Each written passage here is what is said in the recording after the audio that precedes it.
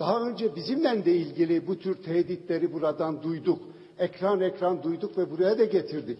Şimdi sizin bir milletvekili arkadaşınız ekran dolaşıyor, elinde çakma bir kitap dolaşıyor. Kürtler ve Ergenekon. Ya şu Ergenekon Kürtlerin katili. Ben katillerimle nasıl bir arada olabilirim? Yani bu kitabın reklamını yapmak adına dönüp diyor ki biz BDP'lileri evire çevire burada döveceğiz. Size söyledik. Grup başkan vekillerinize söyledik. Aha buradayız. Ellerimiz bağlı. Gelin dövün. Hodri meydan diyoruz.